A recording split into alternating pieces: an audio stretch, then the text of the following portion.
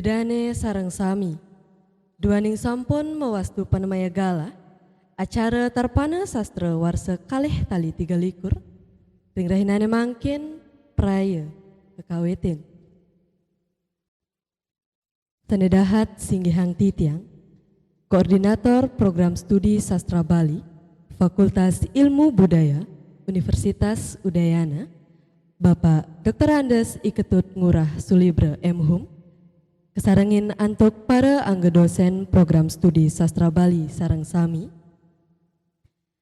sanewang yang titiang, Ketua HMPS Sastra Bali, Fakultas Ilmu Budaya, Universitas Udayana, sanekusuma yang titiang, narawakya acara tarpana sastra, Dr. Anda Cokorda Istri Agung Mulyawati RMSI, kesarengin antuk pengenter Widya Tula, I Gusti Agung Istri Pradnya Siwi, sapunika taler para pemilat tarpana sastra, miwa semeton mahasabah sareng sami, sanedahat tresna sihin titiang. Om Swastiastu. Pinihrin, ngireng sarang-sarang ngincapang pikayun, ngaturang pengrastiti bakti ring linggih ida sang yang widiwasa, sanema prabawa sang hyang wagiswari, mangdane ida sih mepica penuntun merupa kerahayuan ring iraga sarang sami. Wastu presida nyarengin acara tarpana sastra, Program Studi Sastra Bali, warsa kalih tali 23. Sanengadegang petitis, pengarang, karya sastra, dan pembaca. Nemonin rahinana mangkin, sanis cara kliwon wuku uye, pewilangan Masehi tanggal selai Maret, warsa kalih tali 23. Sedurung acara puniki kekawitin, lugrayang titiang wacan dudonan acara ring rahinane mangkin. Inggih punika, saneka pertama pemungka, saneka ping kalih puja pengrastiti utawi doa, saneka ping 3 gita pengendak budi cita, saneka bakteang oleh mahasiswa Program Studi Sastra Bali, Fakultas Ilmu Budaya, Universitas Udayana, saneka ping 4 Widya Tula, saneka ping 4 pemuput. Idane sarang sami sanewang yang titiang. Acara sane mangkin, inggih punika puja pengrastiti utawi doa. Puja pengrastiti kekawetin.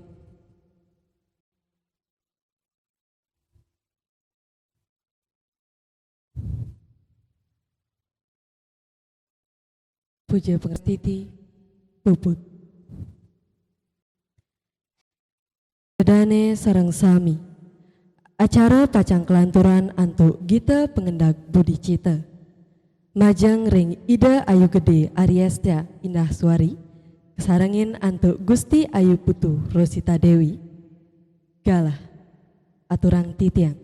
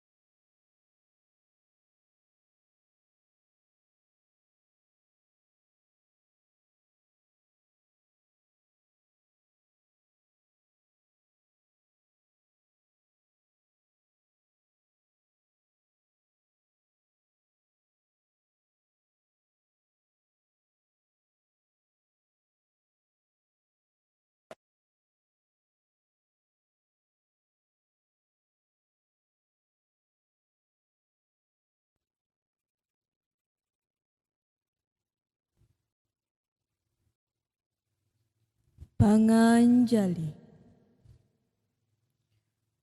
Om Swastiastu.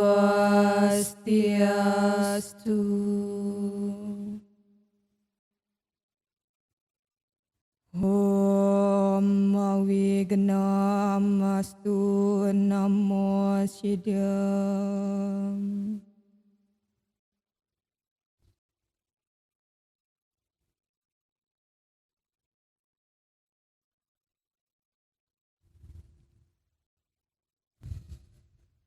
Ing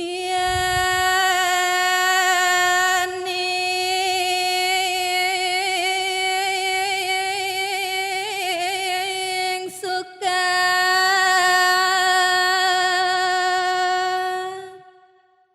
ring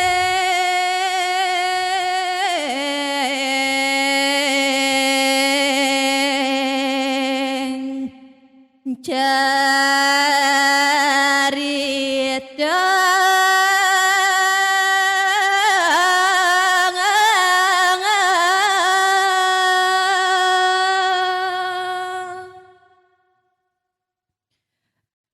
Inggih miring sani mangkin ngrereh sasuluh ring sastra kawicaritani sane kekaryanin oleh ide sani meraga pratnyan miwah wicaksana.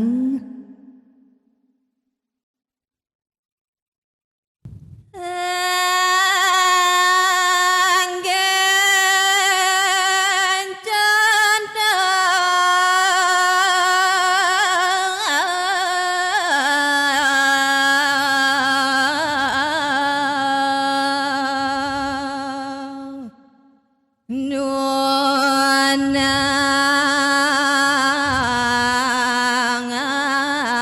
nuanangas aja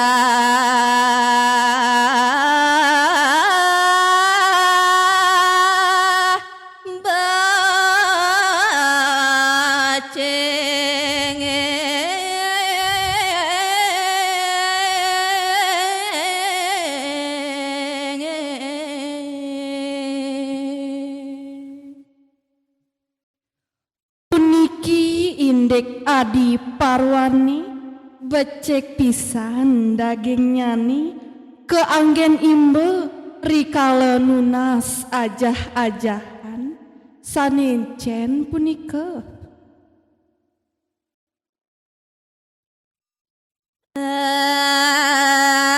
Adi Parwanyane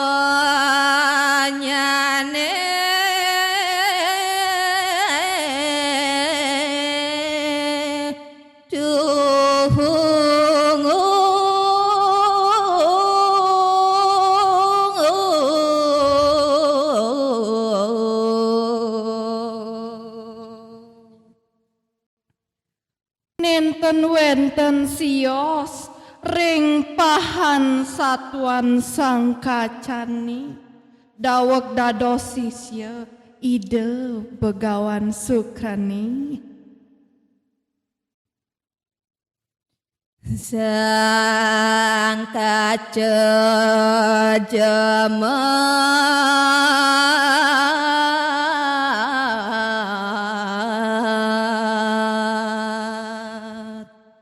dor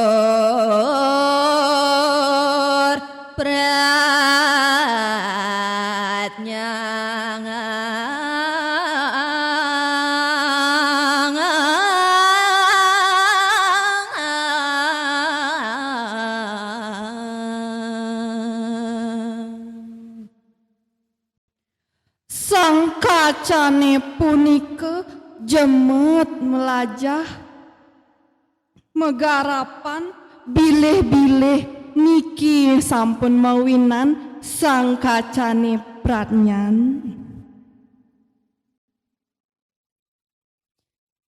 wingi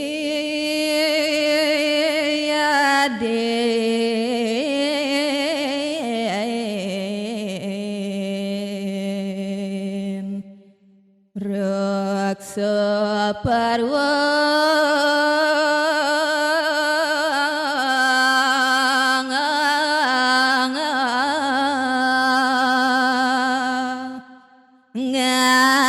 ngabancana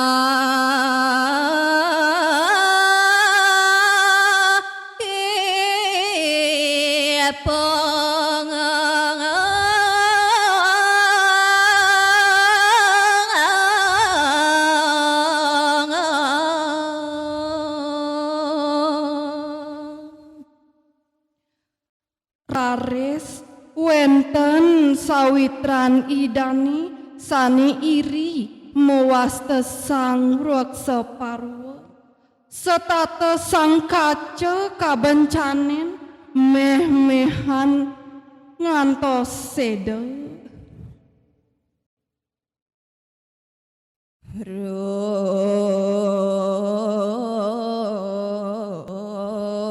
hidup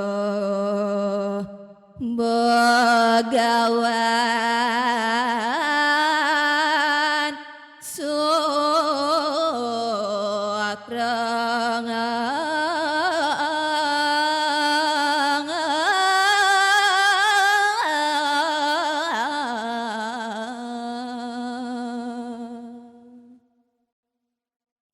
sakewanten ide begawan sukra uning ring pamargin maka kalih sisyan idani sanecen jakti bakti sanecen lekek tur iri dengki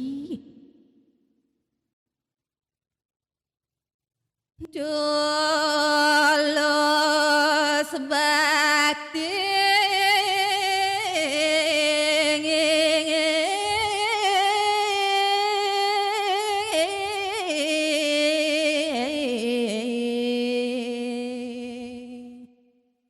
mangapi kole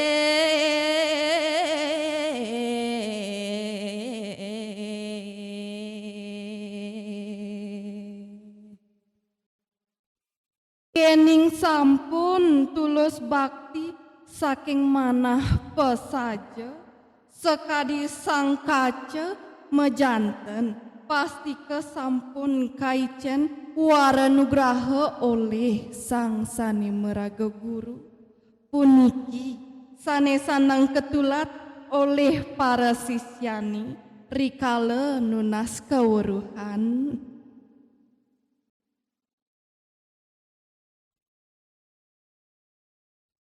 Rama Santi.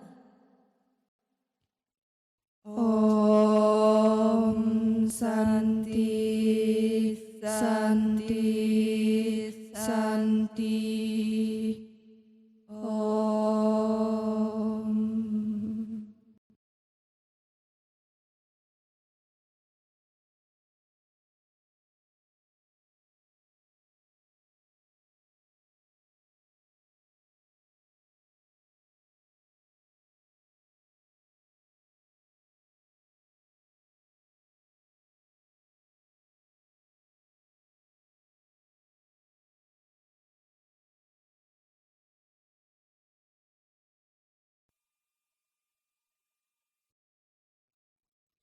Ige. Apnika iwawu gita pengendak budi cita sane kebaktian oleh mahasiswa program studi sastra Bali Fakultas Ilmu Budaya Universitas Udayana idane sareng sami sapunika iwawu acara pemungkah ring sejroning acara tarpana sastra warse kalih tali 23 program studi sastra Bali ring rahinane mangkin sane mangkin acara pacang kelanturang antuk Widya Tula sedurung punika lugrayang titiang wacan kewentenan angga pengenter acara Widya Tulane puniki sane ngenter acara tarpana sastra ring rahinane mangkin embas ring Denpasar tanggal kalih 21 Januari warse kalih talisiki ide mahasiswa ring program studi sastra Bali Fakultas Ilmu Budaya Universitas Udayana.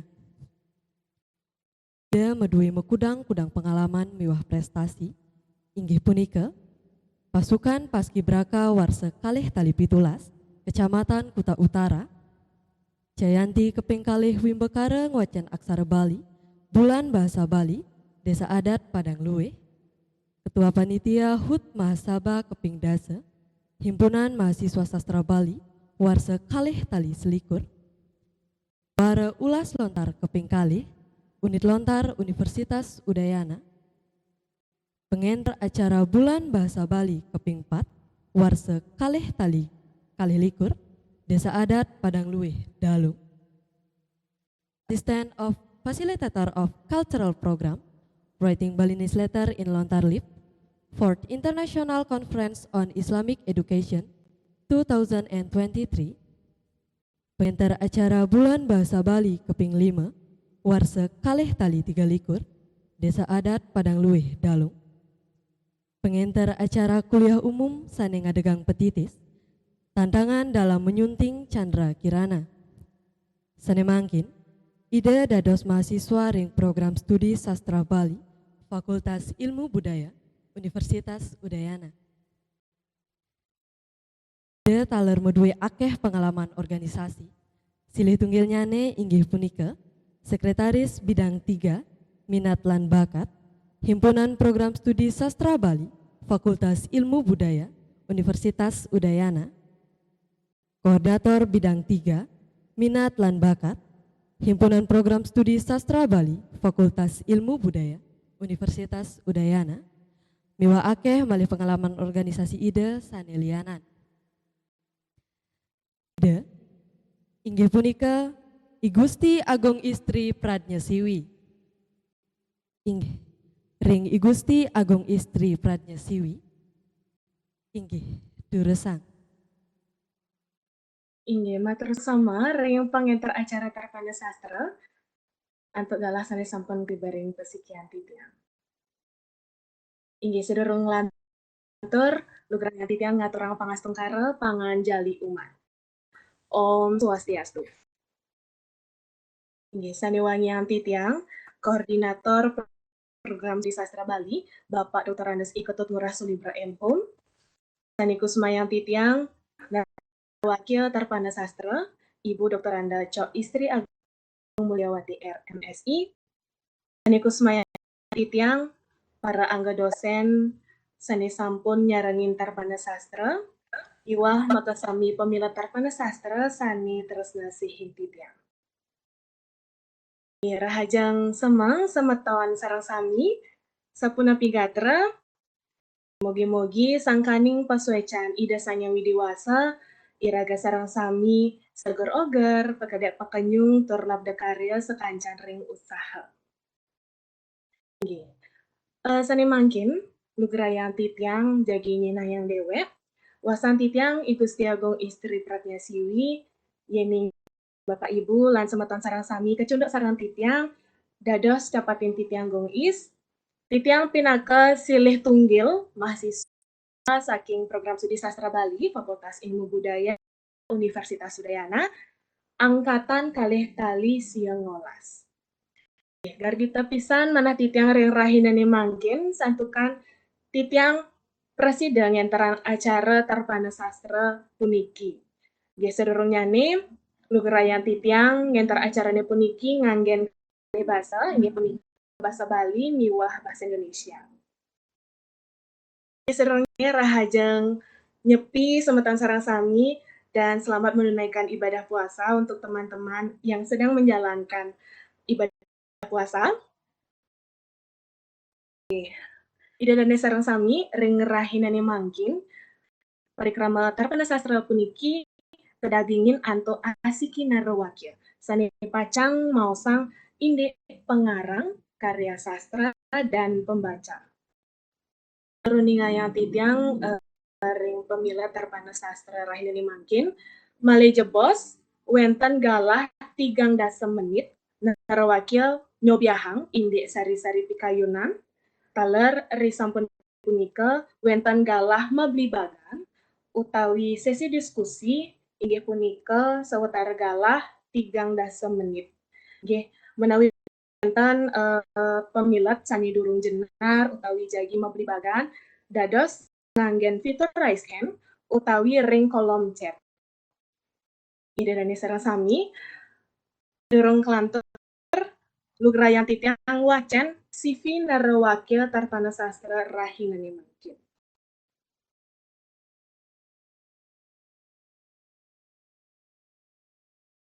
Nggih. Wakil ring rahinani mangkin pinaka silih tunggil dosen ring program di sastra Bali Fakultas Ilmu Budaya Universitas Udayana. Dani tamatan S1 ring Fakultas Sastra Universitas Udayana.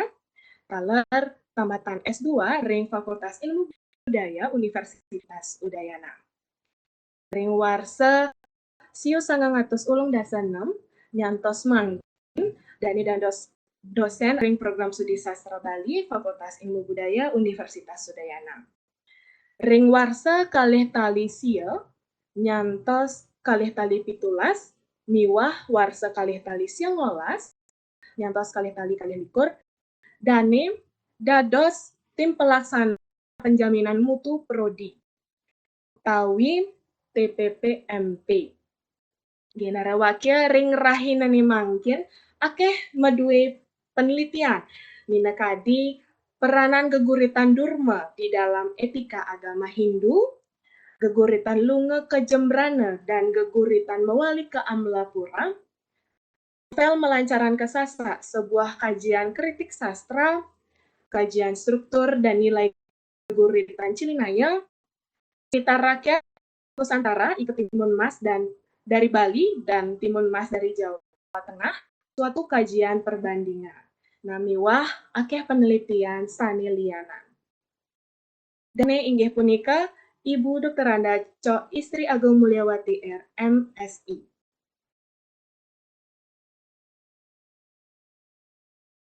Inggih. Inggih, Om Swastiastu, Ibu. Swastiastu. Pun api gatra. Becik. Inggih, asengkara. Inggih, mari jebos, Ibu Cok jagi lantaran indek topik pengarang, karya sastra, dan pembaca. Inggih, majang Ibu Cok, mangda ngicanin sarin-sarin pikajinan, sawat tergalah nih ke 3 menit. Ibu, inggih, mangda nenten panjatur malih, galah katur titiang ring Ibu Cok Istri Agung Mulyawati. Inggih, durusan.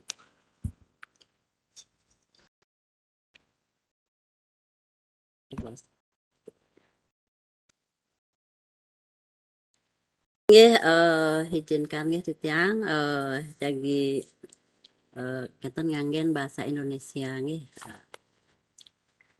Pertama, terima kasih kepada moderator untuk galah sanes sampun ketiba ring Ibu. Nah, kemudian kita awali dengan menghaturkan panganjali umat. Om Swastiastu.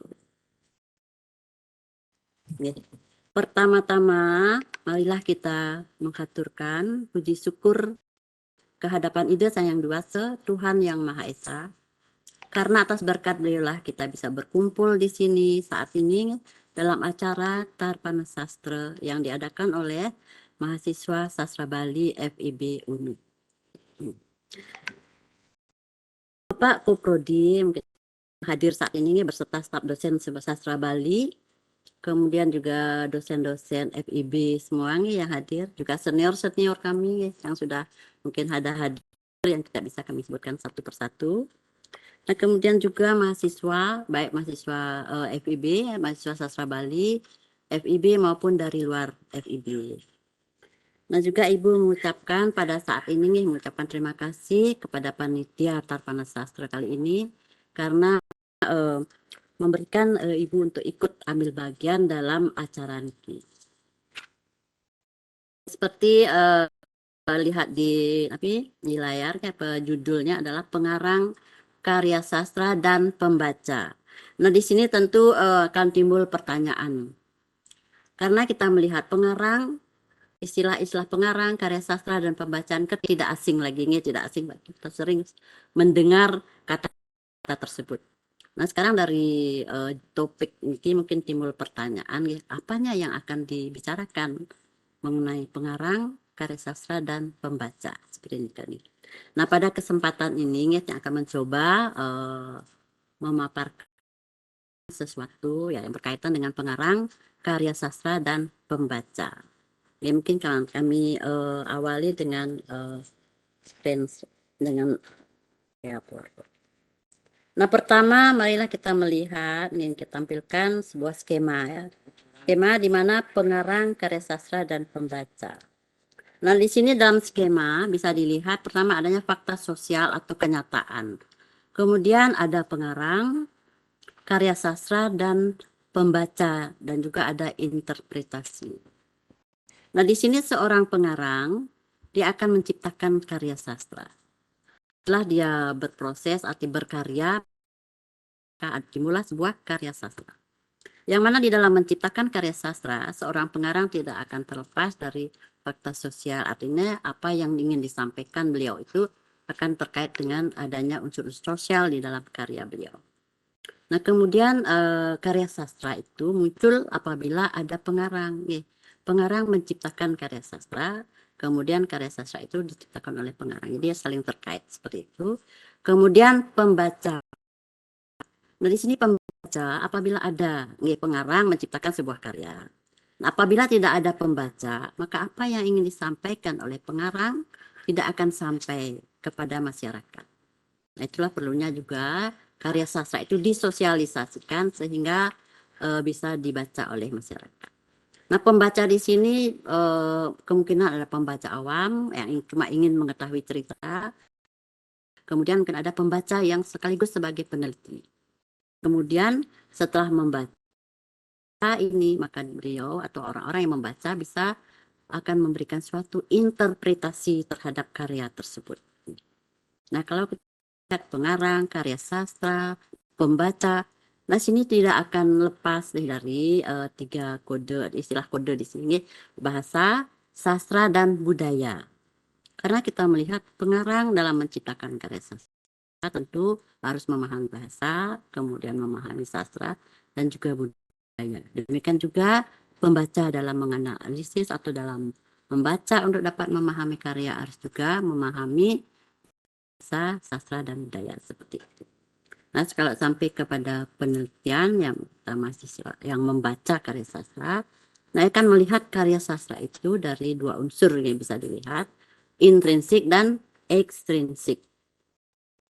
Dari intrinsik itu adalah karya sastra itu sendiri, apakah dia nanti mengkaji struktur atau struktur dari karya sastra tersebut. Sedangkan dari unsur intrinsik itu pembaca atau peneliti nanti akan menganalisis berdasarkan ilmu-ilmu di luar sastra. Artinya dibantu dengan ilmu-ilmu di luar sastra. Jadi diberilah istilah interdisipliner. Dan mungkin ada sekilas keterangan dari skema yang saya buat seperti ini. Sekarang kita berdasarkan ini kita akan mulai satu persatu ya untuk menerangkan. Silakan. Nah, di sini seorang pengarang, kita mulai dengan pengarang ya. Pengarang untuk dapat menciptakan sebuah karya sastra, maka hendaknya berbekal pengetahuan. Terutama bagi yang ingin sebagai pengarang pemula, kita ingin ada seorang yang ingin mengarang, maka sebaiknya membekalkan diri dengan hal-hal seperti di bawah ini ya. Bahasa termasuk aksara di dalamnya. Kemudian ada sastra, kemudian ada sosial budaya, dan juga ada teknik mengarang. Nah, teknik mengarang ini mungkin masing-masing orang bisa mempelajarinya. Ada trik-trik atau tertentu yang mungkin saat ini tidak akan disampaikan di sini. Cuma hanya sekilas hal yang perlu dipahami, pengetahuan yang perlu dibekali oleh seorang pengarang. Nah, sekarang kita akan masuk ke tahap pertama, yaitu bahasa termasuk aksara. Nah, kenapa di sini kita masukkan juga aksara? Karena seperti kita ketahui, pengarang hendaknya memahami bahasa, karena bahasa merupakan media dalam menyampaikan sebuah karya sastra. Kemudian dari bahasa ini pun ada beraneka beragam yang harus dipahami. Ada tata bahasa, kita lihat kalau dalam bahasa Bali ini ada sourcing bahasa atau angga ungguhing bahasa. Nah, kemudian ada pemilihan kata, juga ada gaya bahasa. Nah, apabila memakai, kita lihat misalnya kita menulis, pengarang ingin menulis dengan aksara Bali, maka pengarang pun harus memahami aksara Bali dan juga aksara Latin di sini sebagai. Kemudian karena memahami atau menjalankan dengan aksara Bali, maka pun harus mengetahui ugar-ugar, ya. Ugar-ugar nyurat seperti ini. Kemudian juga perlu perbendaharaan kata dan juga hal-hal yang berkaitan dengan bahasa. Artinya secara global harus diketahui, secara spesifik. Dan juga di mana misalnya seorang pengarang ingin berkarya dengan memakai bahasa Bali. Nah, dengan sendirinya agar apa yang ingin disampaikan itu bisa terwujud, yaitu dia akan memakai bahasa sebagai media, media bahasa itu sebagai media. Nah, bahasa Bali, maka bahasa Bali lah yang dipakai di sini. Kalau misalnya sastra daerah lain, misalnya Lombok, Jawa dan sebagainya, maka dipakailah bahasa-bahasa daerah tersebut. Jadi bahasa merupakan media untuk menyampaikan hasil karya, apa yang ingin beliau sampaikan di dalam karya tersebut. Nah, karena kita lihat dalam bahasa Bali kan ada sourcing bahasa atau angga yang bahasa. Nah, karena dalam hasil karya itu ada dialog, mungkin ada percakapan antar tokoh, ada penceritaan di sana, maka di sini pun kan ada siapa yang bercerita atau siapa yang berbicara, siapa yang diajak bicara dan juga siapa yang dibicarakan. Nah, ini kita memerlukan adanya sourcing bahasa di sini atau angga yang bahasa. Jadi di sini pengarang pun harus juga mampu mengetahui hal-hal seperti itu agar bisa menyampaikannya dengan baik, artinya sesuai dengan bahasa Bali yang baik dan benar, begitu istilah seperti itu. Kemudian juga pemilihan kata. Juga di sini karena dia merupakan sebuah karya sastra, jadi di sini juga akan kelihatan adanya gaya bahasa yang diperlukan untuk memperindah hasil karya beliau. Nah, kemudian kalau dalam aksara kita juga aksara Latin ataupun aksara Bali. Kalau dia menyampaikan arti mengarang dengan bahasa Bali dengan ejaan Latin, maka ejaan Latinlah yang harus dikuasai. Ejaan Latin. Kemudian bagaimana penulisan, karena ini misalnya merupakan karya tulis, nah di sini maka seorang pengarang itu harus memahami, mampu menulis sesuai dengan ejaan Latin. Ejaan Latin yang mungkin ejaan Latin yang disempurnakan seperti ini. Kemudian setelah aksara Latin mungkin aksara Bali karena ingin berkarya dari di daun lontar, nanti daerah memakai aksara Bali. Maka di sini pun seorang pengarang harus mampu bisa menulis aksara Bali, juga bisa membaca aksara Bali dan sebagainya. Dengan sendirinya harus juga memahami ugar-ugar nyurat aksara seperti itu.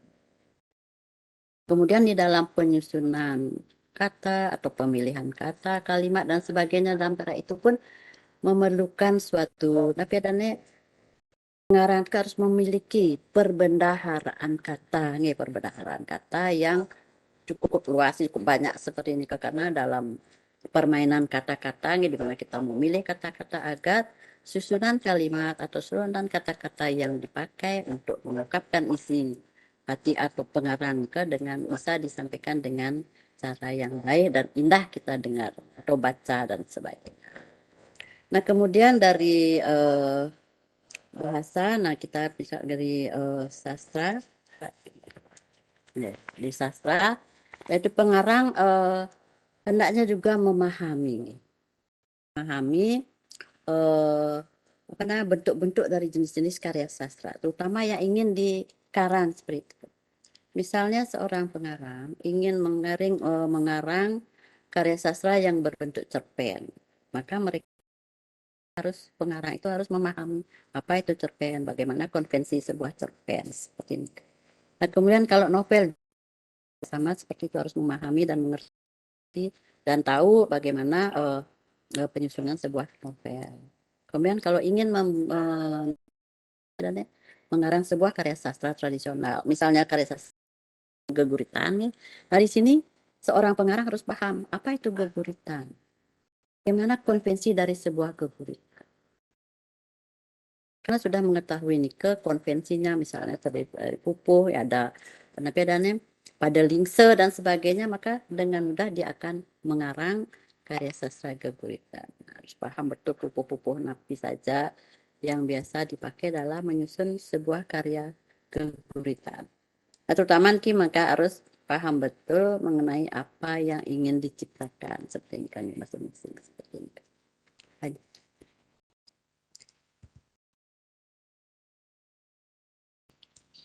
Dari segi sosial budaya. Nah, di sini seorang pengarang juga hendaknya memahami mengenai sosial budaya. Itu dari setting daerah yang ingin disampaikan pengarang. Artinya seorang pengarang ingin menampilkan dalam karya itu mengenai sosial budaya masyarakat Bali, nah khususnya misalnya Tenganan atau khususnya daerah tertentu. Nah, pengarang itu sendiri harus juga memahami mengenai sosial, misalnya adat, tradisi, kepercayaan, norma masyarakat, ataupun situasi dan kondisi masyarakat dan sebagainya. Seperti itu. Jadi dalam agama misalnya di Bali, nah kalau ingin menceritakan sesuatu yang berkaitan dengan agama misalnya, maka harus paham mengenai agama Hindu. Gitu. Kalau adat mengenai adat di daerah Bali ya, dengan sendiri harus paham adat istiadat masing-masing daerah dan yang ingin disampaikan oleh pengarang. Kemudian kepercayaan masyarakat setempat, kemudian ada norma-norma masyarakat yang memang harus diikuti oleh masyarakat tertentu, misalnya adat, istiadat atau pendeta adat yang menentukan nikah. Artinya di lingkungan adat ya, di rumah desa pekraman seperti itulah sekarang istilahnya. Nah, maka pengarang itu sendiri harus memahami hal itu sehingga apa yang ingin disampaikan ke bisa sesuai ini, artinya bisa berterima di masyarakat seperti itu. Juga tergantung situasi dan kondisi masyarakat. Misalnya ingin pada saat masalah pemilu misalnya, seperti ini salah satu contoh, maka seorang pengarang akan harus memahami seluk-beluk pemilu itu seperti apa, politik itu seperti apa, proses-proses inilah yang memang kita lihat harus paling tidak dipahami lah oleh seorang pengarang, terutama bagi pengarang pemula. Kalau pengarang yang sudah senior, yang sudah berpengalaman, yang sudah jam terbangnya sudah tak terhitung ya, tidak bisa dihitung dan nanti kan masalah mungkin tidak terlalu tapi dananya tidak asing lagi bagi beliau-beliau itu sudah terbiasa. Nah, tapi bagi pemula, nah inilah konsep-konsep atau pemahaman-pemahaman yang sebaiknya dipelajari atau membekali dirilah dengan hal-hal seperti ini. Nah, kemudian selanjutnya adalah dari strategi dalam mengarang atau teknik dalam mengarang. Nah, ini dalam sebuah karya sastra tentu ada trik-triknya dari seorang pengarang bagaimana agar karya sastranya itu bagus, bagaimana agar menarik di masyarakatnya, agar bisa diterima di masyarakat dan mempunyai ciri khas dalam kepengarangannya masing-masing. Setelah ini kita biasanya serahkan pada masing-masing pengarang. Bagaimana dia menyajikan karangannya, karya sastra beliau sehingga kelihatan menjadi indah, menarik dan sebagainya seperti itu. Jadi strategi ini biasanya tergantung dari masing-masing pengarang itu, pengarang pemula. Tapi mereka juga harus menyiapkan diri seperti ini. Lanjutkan. Nah, sekarang kita lihat karya sastra. Tadi kan dari pengarang, kemudian kita melihat dari karya sastra. Nah, karya sastra itu muncul karena adanya proses kreatif dari pengarang. Apabila seseorang tidak menciptakan sebuah karya, maka tidak akan ada karya sastra seperti itu. Jadi ada pengarang, nah tentu ada karya sastra. Karena kita tahu bahwa karya sastra itu muncul begitu saja, tidak turun dari langit seperti itu. Ada langsung tidak, tapi ada yang menciptakan.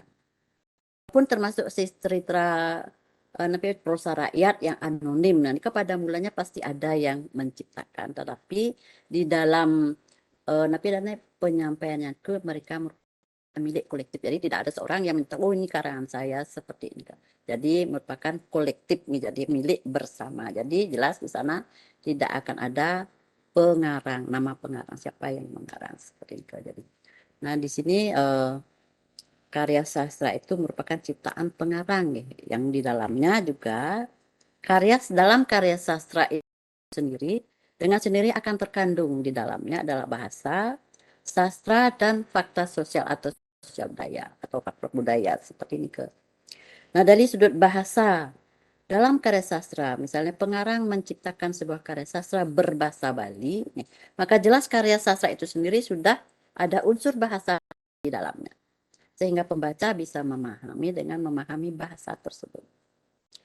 Sastra Bali dengan bahasa Bali, maka bahasanya jelas-jelas memakai bahasa Bali seperti ini. Ada unsur bahasa dalam. Sehingga kalau ada pembaca yang sekaligus sebagai peneliti, nah unsur bahasa ini pun bisa dikaji. Ya, dikaji bahasa di dalam sastra itu bisa dikaji oleh peneliti seperti itu. Nah, kemudian kalau kita melihat sastra itu sendiri sudah terkandung di dalamnya unsur-unsur sastra. Seperti misalnya kalau kita contoh di sini, misalnya sebuah karya sastra geguritan. Nah, di dalam geguritan itu pun sudah ada unsur geguritan tersebut, sehingga si pembaca itu mengetahui, oh ini karya sastra geguritan. Nah, jelas bentuk unsurnya apa, konvensinya apa, nanti ke unsur sastra sudah ada di dalam karya itu. Nah, kemudian kita beralih ke fakta sosial, sosial budaya atau sistem budaya seperti itu. Kita bisa melihat juga di dalam karya sastra itu pun sudah mengandung unsur-unsur sosial budaya tersebut. Misalnya salah satu contoh ada sebuah karya yaitu isi karyanya itu menceritakan tentang kehidupan suatu masyarakat. Misalnya seperti salah satulah kita ambil Pak Sugiarto ya, dari pengarang dari Tabanan, yang itu menceritakan bagaimana ada di masyarakat Bali itu ada seperti sistem nyentane. Nah, ada nyentane cucu marap dan sebagainya. Ini mungkin ada judul-judul karangannya yang mungkin bisa dicari nanti ya, judul-judul beliau itu. Nah, beliau pun dalam menyajikan itu pun memasukkan unsur-unsur fakta sosial maupun sosial budaya yang ada di masyarakat. Itu salah satu contoh seperti ini. Nah, kemudian di dalam sebuah karya, kita tentu melihat bahwa dalam karya itu sendiri ada unsur struktur dan isi dari karya itu. Struktur dari bentuknya, misalnya dia berbentuk geguritan, bagaimana unsurnya, strukturnya ada di dalam karya itu. Kemudian dari segi isi, apa yang diceritakan, apa yang terkandung di dalam karya tersebut. Nah, ini seperti itu. Kita lanjutkan. Nah, di sini kita lihat ya dari segi bahasanya dalam sebuah karya sastra, ini kita lihat dalam sebuah karya sastra tentu sudah terkandung bahasa itu sendiri, merupakan susunan kata-kata yang bermakna sehingga dapat dipahami oleh pembaca. Jadi sana sudah tergantung bahasanya. Kemudian dari sistem sastra, dalam karya sastra tersebut pasti mengandung unsur-unsur sastra di dalamnya. Seperti tadi sudah dijelaskan ya, mungkin kita lebih jelaskan lagi ya. Pembaca bisa mengetahui bentuk atau jenis karya tersebut dalam melihat konvensi dari karya sastra tersebut. Juga fakta sosial, ya tadi sudah dijelaskan ya, pengarang dalam menciptakan karya tidak bisa lepas dari fakta sosial. Sehingga dalam penyajian kandungan yang kita bisa melihat adanya unsur-unsur sosial di dalam. Nah, misalnya pengarang ya cerita dengan setting susunan suatu daerah, misal sistem suasana suatu daerah tertentu, maka kekayaan budaya daerah itulah yang terdapat di dalam karya itu. Ya, seperti tadi sudah dijelaskan juga, ini mengenai salah satu contoh seperti budaya Nyentano seperti ini kan bisa kita lihat di dalam karya sastra. Tadi juga sudah isi juga sudah dijelaskan dalam karya tentu ada struktur dan isi yang bisa dikaji, terutama bagi peneliti yang ingin mengkaji karya sastra, nah bisa mengkaji dari sudut struktur karya dan sudut isi dari karya tersebut.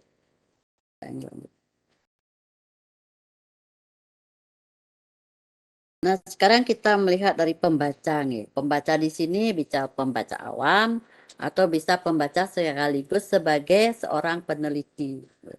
Nah, bagi pembaca untuk memahami isi cerita, maka pembaca atau peneliti ya hendaknya membekali diri juga dengan pengetahuan seperti halnya seorang pengarang. yang tadi sudah dijelaskan seperti ini. Bahasa juga harus paham, aksara, misalnya kalau berkaitan dengan aksara, aksara sudah harus paham, aksara Bali, aksara Latin. Kemudian dari sudut sastranya juga harus paham karena yang dibaca itu misalnya karya sastra, yang dibaca itu pun sudah mengandung unsur sastra di dalamnya, maka pembaca pun harus paham. Misalnya membaca sebuah geguritan, ya tentu kita harus paham mengenai geguritan. Demikian juga mengenai sosial budaya. Jadi seorang peneliti juga harus memahami juga mengenai sosial budaya dari apa yang disampaikan oleh pengarang di dalam karya sastranya.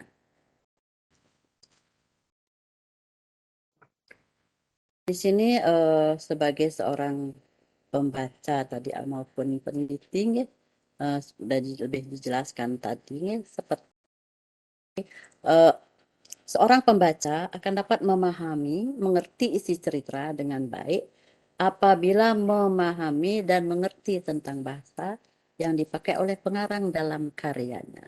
Artinya intinya di sini seorang pembaca harus mampu berbahasa Bali, artinya bisa berbahasa Bali seperti itu. Karena sebuah karya memakai bahasa Bali, nah dengan sendirinya pembaca pun harus memahami bahasa Bali, bisa berbahasa Bali, sehingga pada saat membaca ini kan dia bisa langsung memahami isi cerita dari segi cerita. Jadi misalnya sebagai pembaca awam yaitu segitu membaca dia akan paham ceritanya. Kemudian kalau sebagai peneliti dia akan lebih dalam lagi dari bahasanya bagaimana, apakah angka-ungguhnya bagaimana dan sebagainya nih seperti dapat dalam di layar di depan ini ada ugor-ugor nyurat, bisa membaca aksara Bali, memilih perbendaharaan kata yang banyak dan sama seperti seorang pengarang di dalam hal ini karena para pengarang dan pembacaan sama-sama mengkaji pengarang menciptakan karya sastra dan pembaca adalah membaca karya tersebut. Jadi dia merupakan objeknya sama nih karya sastra itu sendiri.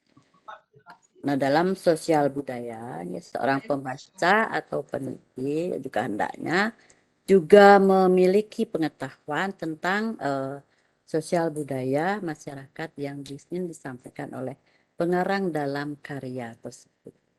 Sama juga tadi masalah agama, kemudian adat tradisi, budaya, kepercayaan, norma-norma masyarakat dan sebagainya juga harus dipahami agar bisa memahami karya sastra yang dibaca tersebut.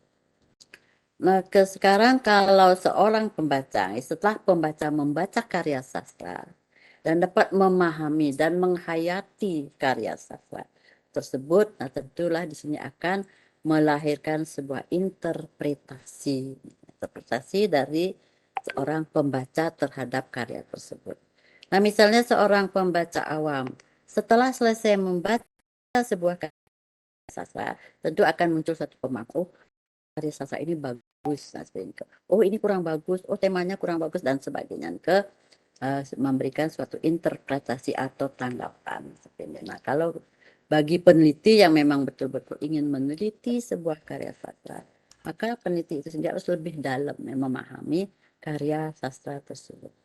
Nah, dari segi sosial budaya, dari segi bahasa maupun dari segi sastra itu sendiri. Nah, orang pembaca harus juga paham. Ya, sama seperti halnya seorang pengarang.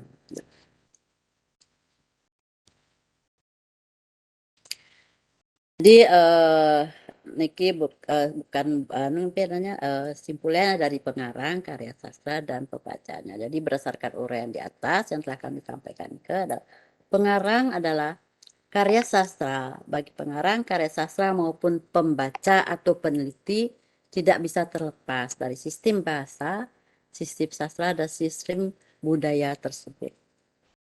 Waktu pengarang menyusun karya sastra maupun pembaca atau peneliti selalu berada dalam kondisi tarik-menarik hubungan timbal balik dengan ketiga sistem tersebut. Jadi pengarang di dalam menciptakan karya sastra harus memahami sistem bahasa, sastra dan budaya. Kemudian seorang pembaca ataupun peneliti juga memahami sistem bahasa, sastra dan budaya tersebut. Nah, jadi kita bisa memahami sebuah karya tersebut dengan baik. Nah, beda di sini antara pengarang dan pembaca.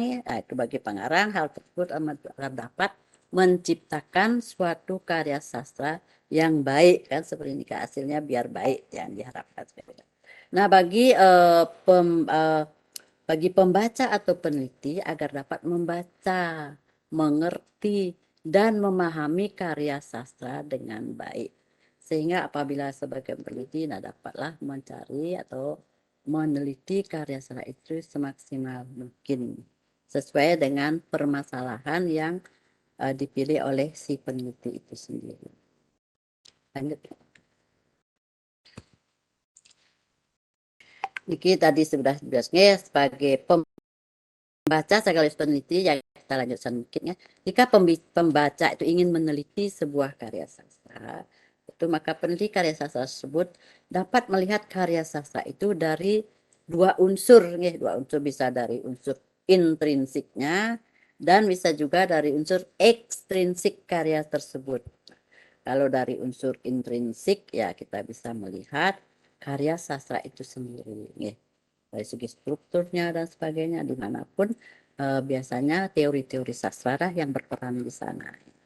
Nah, kalau ingin mengkaji dari sudut ekstrinsik, nah di sini akan mengkaji hal-hal di luar sastra, artinya hal-hal yang tapi biar dibantu dengan ilmu-ilmu lain di luar sastra.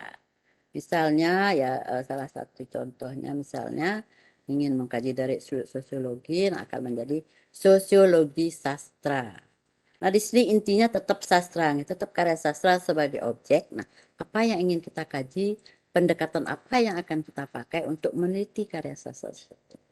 Dari sudut sosial ya sosiologi sastra, dari sudut psikologi ya psikologi sastra, dari sudut antropologi ya bisa disebut dengan antropologi sastra. Jadi penelitian karya sastra itu selain memakai teori sastra juga dibantu dengan ilmu-ilmu lain. Nah, seperti ini.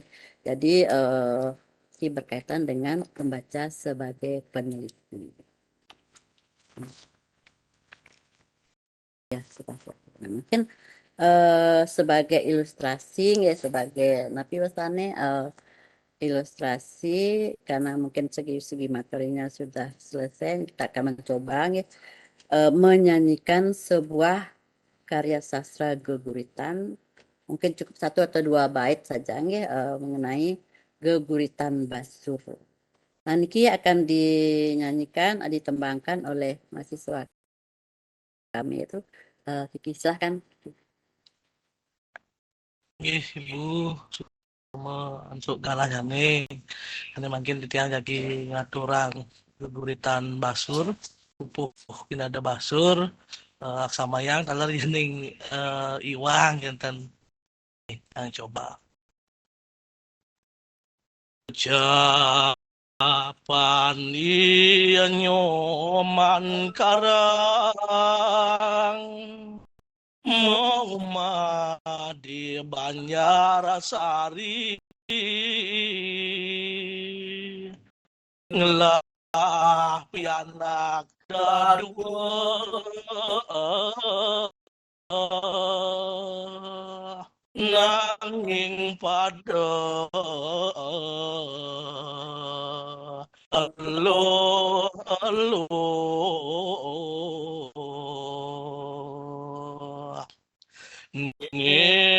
ngekelekan ada ninnya ni sukasi ni cerang ni jasa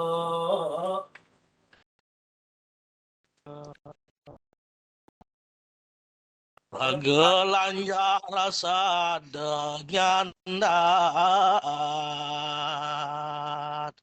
nyung manis mengedanin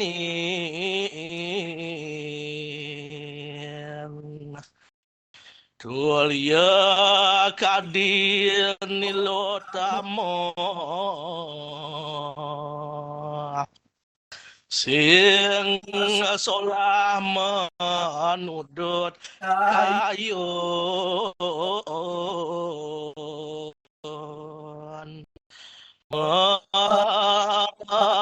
meramat lintang eman kata muji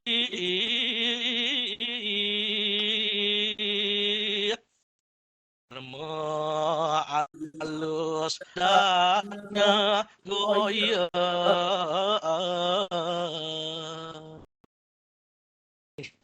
ini Bu dua Iya, bait itu saking semua ini geguritan basur. keguritan basur ya sebagai ilustrasi bahwa kita melihat bahwa karya sastra berupa guguritan yang berjudul Guguritan Basur yang dibacakan tadi, ditembangkan tadi ini adalah bait pertama dan kedua. Nah, pada bait pertama kita bisa melihat dari bahasa ini jelas tidak memakai bahasa Bali. Dari sudut bahasa kita lihat memakai bahasa Bali. Dalam hal ini adalah bahasa Bali Arab atau kepara istilah seperti ini. Nah, kemudian di dalam kita lihat dari segi unsur sastra, nah dia berupa guguritan yang ada unsur pupuh di dalamnya, yaitu pupuh ginada. Nah, pun ginada itu mempunyai konvensi tersendiri. Itu seperti ini. Nah, ini adalah unsur sastra. Nah, kalau kita lihat dari sosial budayanya seperti apa? Nah, di sini kita lihat, ini pada bait pertama ada penyebutan kocapan Inyoman Karang. Nah, kata Inyoman Karang itu sendiri merupakan nama masyarakat Bali. Nyoman seperti ini, Inyoman Karang. Nah, juga kan merupakan sosial budaya di masyarakat Bali. Nah, kemudian Maumah di Banjarsari. Nah, Banjar itu sendiri pun merupakan suatu daerah di Bali, ya, Banjar. Banjar itu sudah penyebutan nama suatu desa di Bali. Nah, kemudian pada selanjutnya Ni Sukesti dengan Ni Rijase. Nah, Ni di sini kita menunjukkan nama wanita Bali. Ni dia atau ditambahkan lagi. Nah, karena ini berkaitan dengan konvensi pupuh yang harus tapi adanya Nisu Kesti atau 4i. Nah, tidak istilah embel-embel madi meman ketut, cuma sampai Nisu Kesti. Nah, ni di sini nikinya Nisu Kesti maupun Niri Jasa, nah ini sudah menunjukkan dari panggilan untuk wanita Bali ini nama depan dari itu masyarakat Bali nama dari sekian. Nah, kemudian pada bait yang kedua, ini kita juga lihat dari segi gaya bahasa. Nah, di sana kita bisa melihat bahwa di dalam karya itu ada unsur gaya bahasa, contohnya misalnya Tulio Kadi Nilotamo. Nah, di sini ada perumpamaan menyatakan suatu kecantikan, ya, kecantikan dari Nisukesti maupun Nirajas ke Badi Tulio Kadi Nilotamo, artinya bagaikan Nilotamo. Nilotamo adalah bidadari karena bidadari itu disimbolkan sebagai seorang berparas cantik, ayu dan sebagainya. Maka orang yang cantik dalam karya sastra diperumpamakanlah seperti bidadari Nilotamo. Waktu juga sudah hampir ya.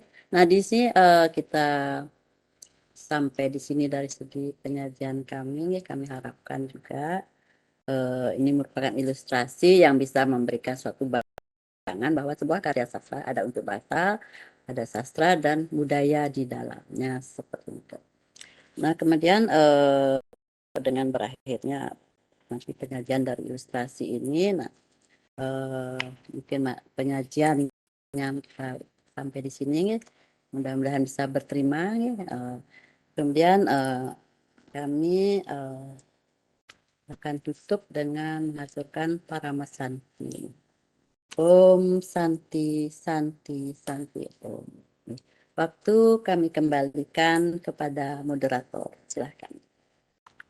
Inggih matur suksama bocah sampun ngijanin sari-sari pikayun Indi Pangarang karya sastra dan pembaca. Nggih. Matur suksama taler niki Kiki sampun ngembangin keguritan dasar. Nggih matur suksama sampun memberikan ilustrasi langsung. Nah, di mana Pangarang karya sastra dan pembaca niki nampaknya sudah sering kita dengar nih. Dan Bu Cok sampun memberikan kita bekal, di mana jika ingin menjadi pengarang pemula harus mempunyai bekal agar hasil karyanya bisa diterima di masyarakat dan bisa menarik. Begitu pula jika menjadi pembaca awam atau pembaca sebagai peneliti harus juga berbekalkan diri agar bisa meneliti karya sastra dengan baik. Dan juga sudah dijelaskan bahwa pengarang karya sastra dan pembaca tidak bisa lepas dari sistem bahasa, sistem sastra, dan sistem budaya tersebut. Di mana dalam sistem bahasa juga aksara termasuk di dalamnya. Juga ketiga sistem ini pada saat pengarang menyusun karya sastra maupun pembaca berada dalam kondisi yang tarik-menarik atau berhubungan timbal balik. Dan perbedaannya untuk pembaca, ketiga sistem ini dapat berfungsi untuk menciptakan kepada peneliti, dapat berfungsi untuk menciptakan karya sastra yang baik, dan jika pembaca atau peneliti dapat memahami karya sastra dengan baik. Inggih dari sareng sami, sareng sami yen wenten sane durung jenar, yen wenten sane jagi mabli bagan durusang sane mangkin jagi kawitin antuk galah mabli bagan utawi sesi diskusi. Atau runingayan titiang malih yen jagi mapitaken dados menggunakan fitur raise hand atau langsung di kolom chat. Untuk sesi diskusi mungkin wenten 2 sesi. Sani ke pertama, sani mungkin wenten 3 penanya. Dados 3 penanya. Durusang, sani jagi mapitaken. Dados menggunakan fitur raise hand utawi langsung ketik ring kolom chat.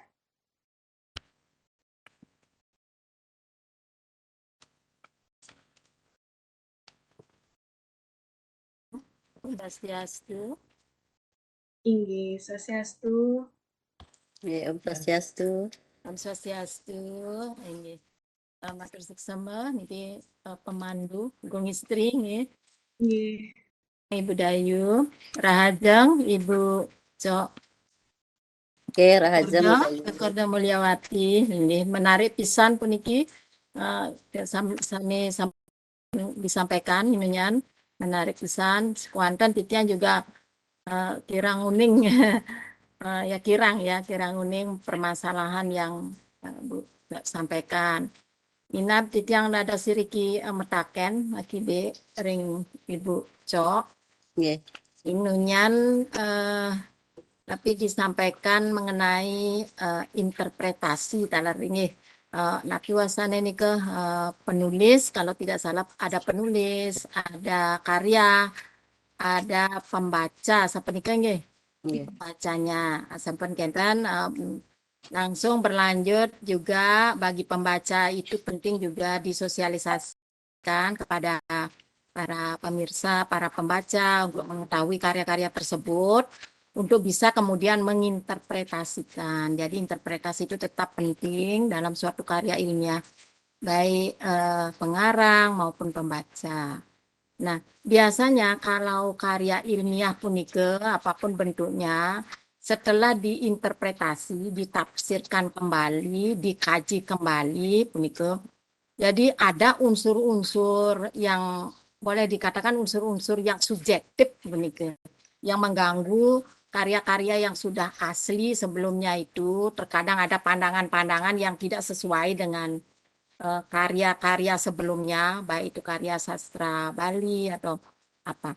Nah, kira-kira apa yang kiat upaya yang harus dilakukan oleh seorang pengarang, yang perlu dilakukan oleh seorang pengarang maupun pembaca kalau ketika ingin menginterpretasi kembali, menafsirkan kembali karya tersebut agar unsur-unsur pandangan-pandangan yang tidak benar, gitu. Pandangan-pandangan terutama pandangan-pandangan yang tidak benar yang subjektif itu bisa ditekan atau dihindari. Sapenika minab Bu Cok, matur suksema. Matur suksema Bu Dayu. Inggih. Inggih. Terus Bu langsung dijawab nanti kita Langsung. tampil dulu. Nggih, bisa langsung aja nggih dijawab dulu nggih. Terus Ucok. Niki Budayu suksema niki atu anunya pertanyaannya nggih niki pertanyaan yang juga sering kita dengar di masyarakat bagi masyarakat pembaca seperti ini. Nah, seorang pengarang di dalam menciptakan sebuah karya tentu ada motivasi tujuan beliau. Apa ide pokok yang ingin disampaikan dalam sebuah karya. Nah, dalam penyajian Nike tidak akan terlepas dari unsur pribadi dari pengarang. Apa yang ingin disampaikan itulah yang disampaikan di dalam sebuah karya. Nah, kemudian apabila ada pembaca memberikan suatu tanggapan atau interpretasi terhadap karya tersebut, itu wajar-wajar saja. Ya, artinya setelah membaca mungkin dia punya pemahaman seperti ini, misalnya ada hal-hal yang negatif, ini tidak masalah. Artinya bagi pengarang ini juga merupakan suatu pacuan. Dalam hal ini kalau bagi seorang pembaca sekaligus peneliti misalnya memberikan koreksi terhadap sebuah karya sastra dan biasanya dalam proses kritik sastra dalam ada kitanya suatu kritik sastra yang dilakukan oleh pembaca terhadap sebuah karya sastra. Tetapi di sini kalau dia sebagai seorang kritikus atau mengkritik karya, maka dia akan memberikan solusi di dalamnya. Oh, ini kurang begini. Oh, dalam hal ini temanya kurang bagus atau kurang tepat. Oh, dari segi bahasanya ini kurang tepat seperti ini. Nah, kalau dalam kritikus seorang kritikus harus bisa memberikan solusi. Jadi bisa menempatkan karya sastra itu pada proporsi yang sebenarnya. Kalau dia kurang bagus ya jelas secara objektif dia akan menyatakan itu kurang bagus. Nah, apa unsur-unsur negatif apakah yang terdapat di dalam karya itu pun disampaikanlah oleh si kritikus itu. Nah, apabila seorang pembaca ya dia itu tidak merupakan seorang kritikus, artinya cuma memberikan interpretasi saja atau memberikan tanggapan saja, nanti tergantung dari masing-masing pembaca itu sendiri. Dia melihat dari sudut mana sehingga dia bisa memberikan suatu penilaian yang misalnya hal yang negatif seperti itu, misalnya yang subjektif atau hal-hal lain yang memang ditanggapi oleh seorang pembaca. Maka dari si pengarang sendiri dia juga akan memahami sebenarnya seorang perang berusaha memberikan sesuatu yang bermanfaat bagi masyarakat. Jadi kalau merupakan suatu interpretasi pembaca mengenai hal-hal yang artinya yang subjektif bagus misalnya seperti ini dan refleksi dari pengarang itu sendiri. Nah, sehingga di dalam penciptaan selanjutnya ini bisa memperbaiki diri seperti ini. Ini kan merupakan suatu kritik artinya penilaian interpretasi dari pembaca terhadap karya sastra itu.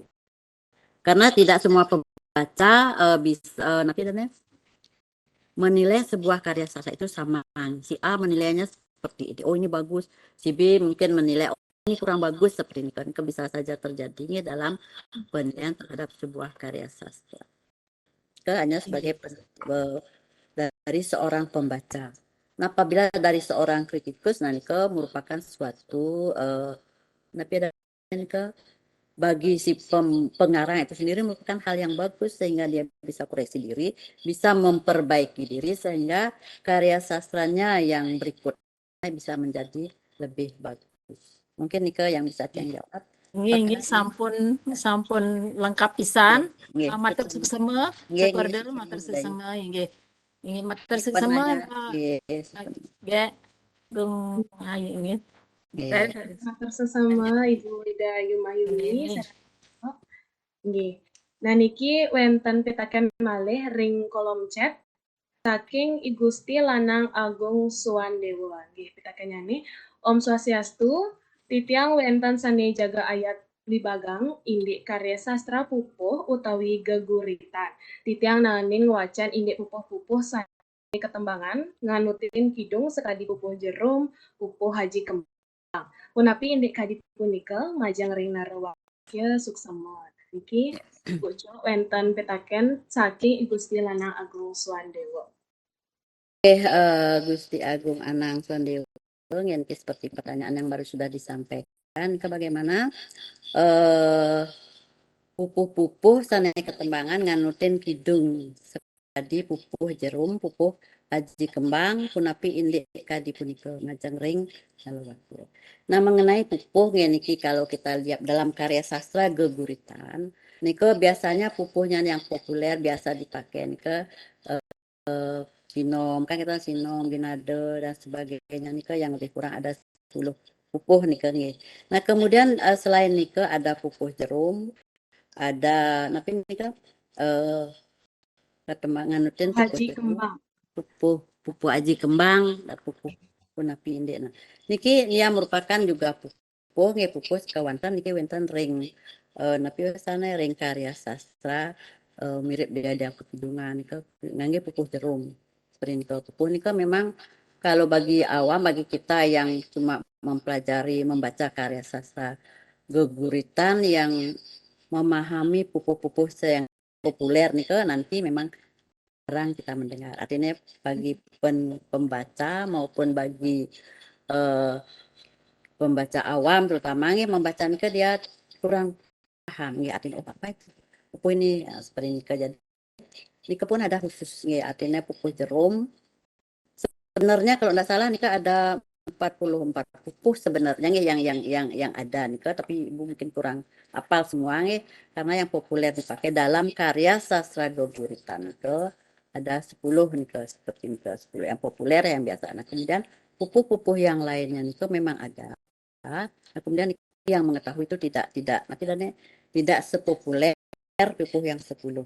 Nanti memang ada mengenai pupuh-pupuh tersebut nih bagi adik dibagi tapi misalnya bagi Gusti Lanang misalnya pernah membaca itu kemudian bisa memahami bisa nembang kan alangkah bagus ya.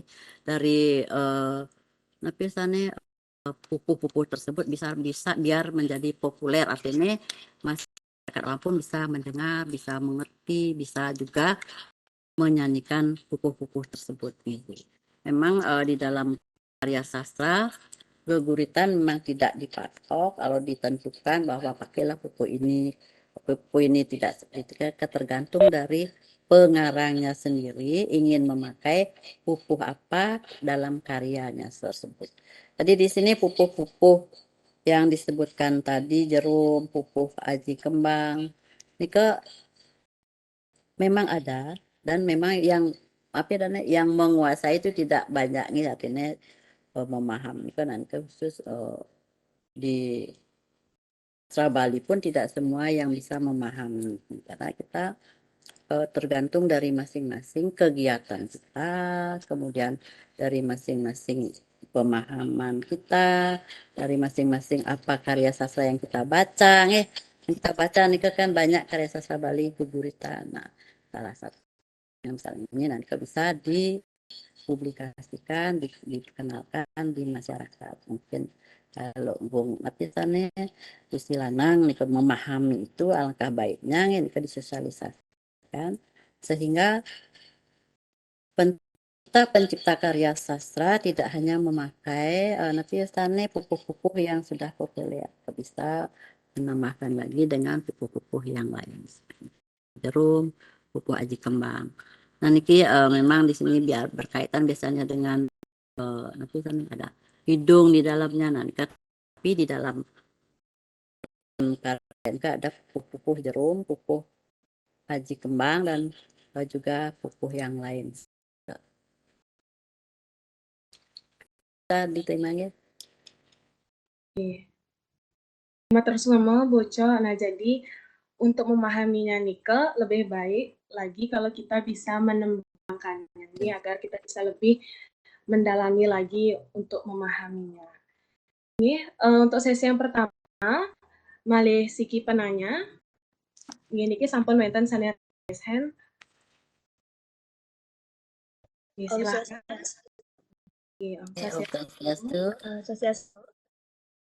Sira nih. Semua sudah moderator untuk alasan sampun kebicaraan. Titiang, asa punika taler sasiastu buco wasan Titiang Putu Mirang Pramogi saking Prodi Sastra Bali angkatan 2022. Yang makin jadi metaken tadi di awal Winton dijelaskan bahwa kemampuan pengarang yang lainnya tuh bagaimana itu maksudnya Bu. Nah setelah itu Tiang jadi metaken tentang majas.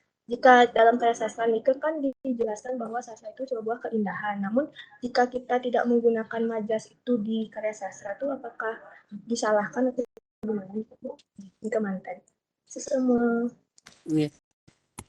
Iya, Tadi mungkin Ibu jawab nih langsung. Nah, Ki Putu Mira menanyakan bagaimana kemampuan dalam pengarang yang lain seperti ini Nanka sebagai tambahan dari Ibu mungkin ada unsur-unsur lain yang bisa dipakai sebagai pengetahuan yang harus dipahami oleh seorang pengarang. Nah, misalnya seorang pengarang dalam menciptakan karya sastra, nah tentu memilih topik-topik nanti yang up to date misalnya yang seperti misalnya pada saat mengarang apa yang ingin kita ciptakan masalah napi. Nah, Nika agar karyanya menarik bisa dia memilih hal-hal yang up to date atau masa kini, apa yang terjadi di masyarakat pada saat dia ingin menciptakan karya itu. Nah, ini ke salah satu lain-lain. Mungkin ada tambahan lain lagi, silahkan nanti bisa dicari-cari sendiri. Di dalam kepengarangan kan sebenarnya luas, tapi intinya adalah seperti yang Ibu sudah jelaskan tadi, seperti ini seorang pengarang terus mempunyai spesifik dirinya sendiri, ingin menciptakan sebuah karya, maka seorang pengarang ingin menyatakan sesuatu nih dari dirinya atau ingin menyampaikan sesuatu agar diterima di masyarakat. Nah, dia punya trik tersendiri ini hal-hal seperti ini jadinya. Selain yang Ibu jelaskan tadi ada istilah lain-lain seperti misalnya ini adalah hal-hal yang memang dimiliki oleh setiap pengarang nih. Kelebihan-kelebihan mereka seperti apa. Nah, kita bisa mengkaji kalau kita ingin dalam meneliti misalnya kita meneliti dari segi kepengarangan seorang pengarang dan bisa kita telusuri apa motivasi beliau mengarang, apa latar belakang beliau mengarang, apakah pengarang itu sebagai profesi beliau, apa saja hasil-hasil karangan beliau, bagaimana trik beliau adalah menyajikan karya karya dalam menciptakan karya sastra, apakah beliau ingin menyampaikan apa pengalamannya sendiri seperti ini, apakah dari pengalaman orang lain yang beliau ketahui dan sebagainya seperti ini. Nah, ini merupakan dari spesifik dari masing-masing pengarang. Jika bisa kita telusuri apabila kita mengkaji dari sudut kepengarangan. Mungkin biasanya dari sudut sosiologi sastra, ada sosiologi pengarang, ada sosiologi karya sastra, dan ada lagi sosiologi pembaca, terutama bagi peneliti sastra. Nah, kemudian pertanyaan yang kedua, apa tadi ya?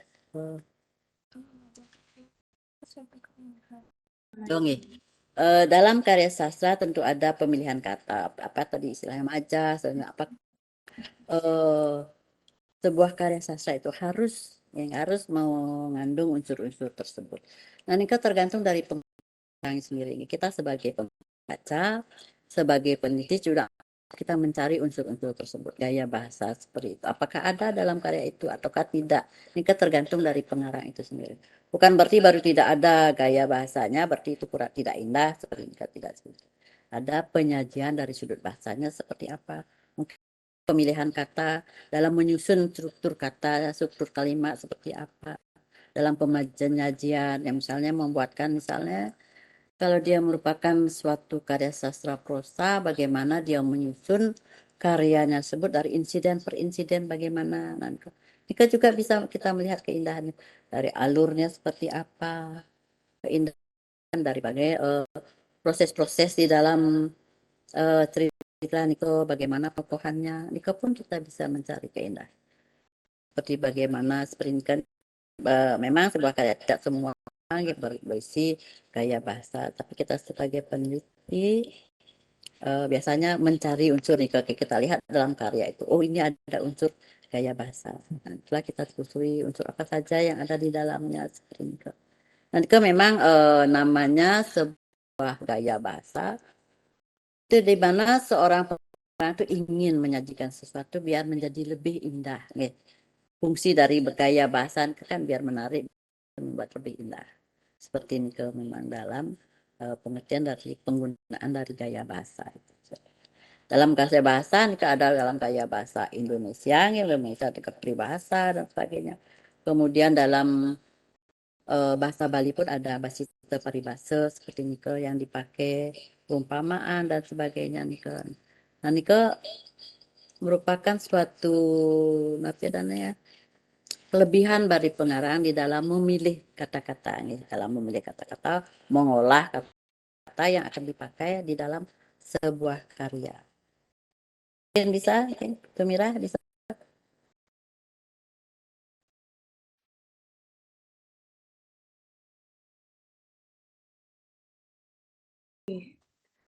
Susama Bu Cok, Nggih. nah niki susama teler Mirah. Nggih, sampun dijawab nggih bisa Bu. Suksema Mirah. Nah niki satukan niki kari wenten galah. Memangkin titiang buka sesi diskusi seni kaping kali nggih. Dan kebetulan niki wenten ring kolom chat, wenten Pak Sulibre sane jagi metaken. Pengarang karya sastra, pembaca, atau sebaliknya pembaca karya sastra pengarang merupakan satu kesatuan linear dengan media bahasa. Bahasa yang kita pahami sehari-hari diwujudkan dalam kalimat-kalimat. Terkait dengan karya sastra puisi, misalnya yang ringkas, sering kita temukan hanya barisan bunyi, misalnya bunyi dengan judul kuburan, barisan awal hanya bunyi U sampai 10 U. Baris kedua bunyi I saja sampai 10 kali. Bagaimana kita bisa menginterpretasi bahasanya? Matur semua. Ini Ibu. Iya, Pak Sulibangi semangat pertanyaannya. Nah, Niki memang di dalam puisi memang banyak hal seperti Niki dipertanyakan. Bagaimana cara kita mengkaji sebuah karya sastra yang berbentuk puisi, tapi hanya memakai satu huruf, misalnya UU dan sebagainya. Kita di U10 yang judulnya tapi tadi kuburan ya, kuburan tapi memakai U. Nah, seperti ini. Bagaimana cara kita menginterpretasikan seperti ini? Nah, Niki mau diperlukan satu kejelian bagi si peneliti itu sendiri, menginterpretasikan bahasanya seperti apa. Karena kalau lihat dari bahasa bermakna di sini kita tidak akan jelas melihatnya. Aja apa maknanya ke seperti itu nih. Kita tidak bisa melihat kalau kita lihat dari makna dari bahasa yang disampaikan oleh pengarang. U sampai 10 U. Baris kedua bunyi I sampai 10 kali. Bagaimana kita menginterpretasinya? Nah, di sini dalam menginterpretasi sebuah karya sastra, nanti memerlukan suatu strategi, suatu keahlian di dalam kita sebuah puisi. Puisi ini kan memang kalau disajikan dengan pemilihan kata yang bermakna, yang bisa kita baca, yang bisa kita pahami, nanti akan melihat lebih mudah kita memahami. Kalau apa ya maksudnya?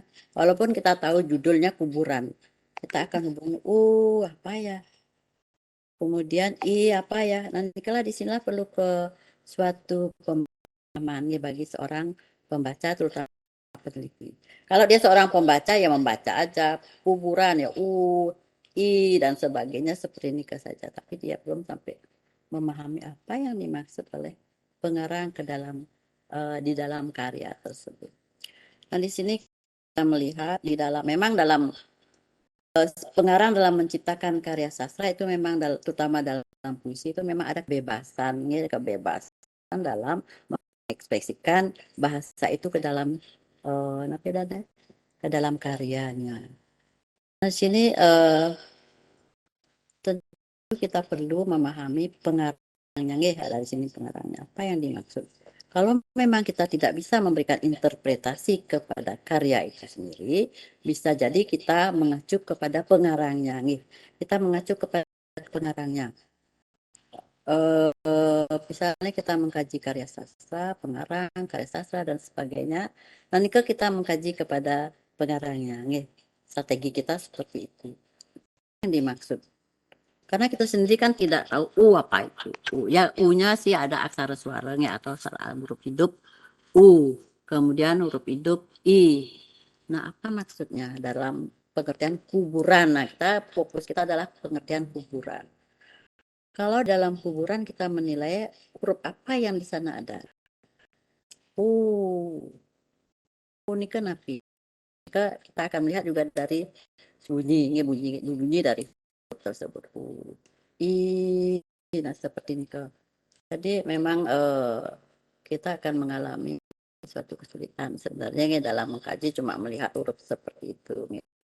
Mungkin kita bisa mengacu ke pengarang sendiri apabila pengarang itu memang masih ada dalam ini kita bisa komunikasi dengan pengarang. Jadi apabila kita sudah mengetahui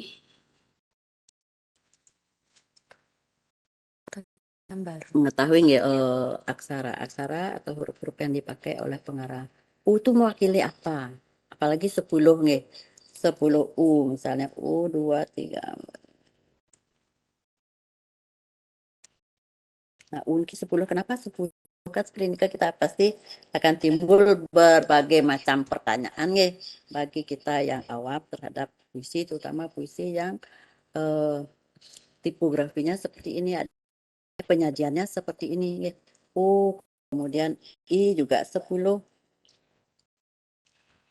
Seperti ini, apa yang kita dapatkan dari ini? Apa yang bisa kita telusuri? Nah, ini dari sudut bahasa ya, kalau kita lihat bahasa bermakna ya kita lihat tidak bermakna. Kalau kita misalnya lihat cuma U, I seperti ini nah di sini perlulah pemahaman kita. Memang dalam puisi ini banyak hal yang memang masih perlu kita pelajari, terutama bagi masyarakat awam yang ingin meneliti. Nah, Pak Suriblo mungkin sudah pernah membaca puisi yang berjudul Kuburan niki. Nah, maka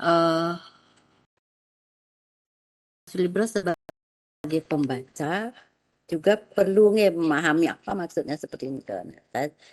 Yang sendiri juga membaca misalnya puisi kuburan kan juga apa yang harus saya pahami dari puisi itu. Nah, terus kita akan berpikir, kita mencari makna-makna yang ada dalam dari bisa juga dilihat dari simbol-simbol huruf perwakilan atau huruf-huruf yang mewakili apa yang ingin disampaikan oleh pengarang. Karya sastra ini terjadi dari permainan kata-kata kan katanya puisi ini permainan kata-kata. Jadi banyak tipografi atau perwujudan dari sebuah puisi ini penampilan dari sebuah puisi seperti itu. Jadi memang Niki memang agak sulit bagi Tiang sendiri dalam memberikan interpretasi terhadap karya tersebut. Ini memerlukan suatu pemahaman, suatu mengkajinya lebih dalam nih. Karena di sini dalam mengkaji sebuah puisi ini beda dengan mengkaji sebuah karya sastra prosa. Seperti kalau prosa sudah jelas ceritanya seperti apa, kalimatnya nyambung dan sebagainya. Kalau puisi yang memang sepenggal walaupun berupa kalimat ini pun juga terpenggal. Kalau kita ingin sambungkan kita bisa menjadi suatu kalimat yang utuh walaupun dalam penyajiannya dia sepenggal seperti ini. Mungkin Pak Suriblo mempunyai pengalaman banyaknya membaca puisi. Dalam hal ini yang memang kita sama-sama harus memahami bersama puisi-puisi terutama bagi yang berminat terhadap puisi.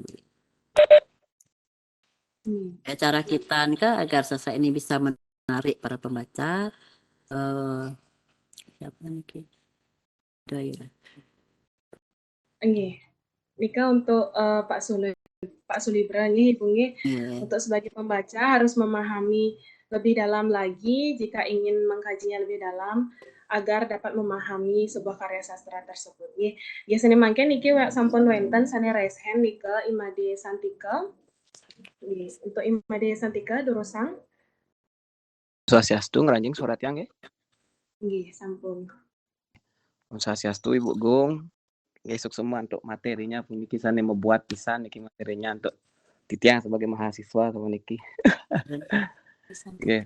Niki wenten sih beberapa hal sane memblik bagan titiang sapunika Ibu. Nah, terkait tentang pengarang, kemudian karya sastra dan pembaca gitu. Nah, dalam beberapa karya sastra itu, nah pengarang itu menampilkan ciri khas yang begitu khas dalam karya sastra nih Ibu. Misalnya dia nih dalam karya sastra, dia nih menggunakan bahasa kewikon itu, bahasa kewikuan itu. Nah, sekarang pembaca itu ada dua tipe pembaca. Pembaca yang ingin sekedar membaca dan mengapresiasi karya sastra. Kedua, ada tipe pembaca sebagai peneliti itu, Bu. Nah, kalau sebagai pembaca yang tipe peneliti, bahasa kewikon ini menjadi suatu poin penting yang dibahas dan menjadi tantangan seperti itu. Nah, tapi ketika sebagai pembaca biasa yang ingin mengapresiasi karya sastra itu ketika menemukan bahasa-bahasa yang sulit, yang khas seperti bahasa kewikon itu yang menyebabkan pengarang yang tidak memiliki level kewikon itu menjadi sedikit berkurang minatnya terhadap karya sastra itu seperti itu, Ibu.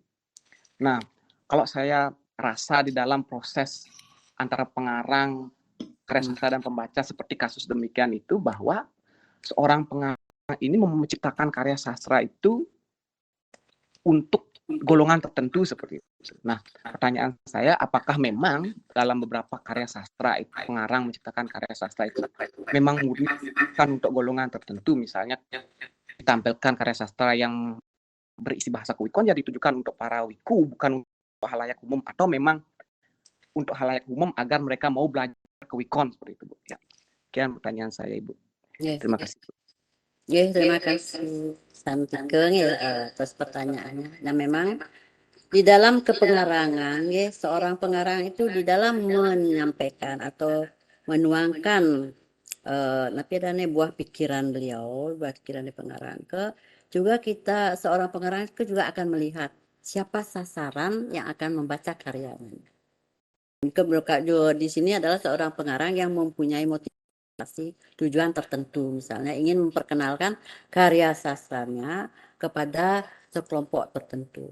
Karena kita melihat hasil-hasil karya sastra, baik sastra Indonesia, ini kebanyakan sastra Indonesia, ada karya sastra yang khusus ingin sasarannya adalah anak-anak.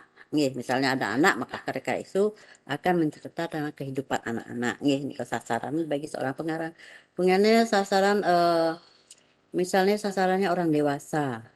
Nah, itu lain lagi ceritanya, ya. Dia menuju sasarannya untuk orang dewasa, masalah percintaan dan sebagainya nih.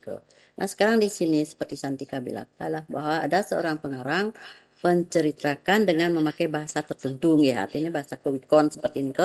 Nah, jelas ini pasti ya, bisa dikatakan bahwa karya ini adalah pada khususnya untuk napidane kelompok wiku tersebut seperti ini. Walaupun nanti karya sastra itu dibaca oleh orang awam, tentu dia tidak paham mengenai istilah-istilah yang dipakai oleh pengarang dalam karya tersebut.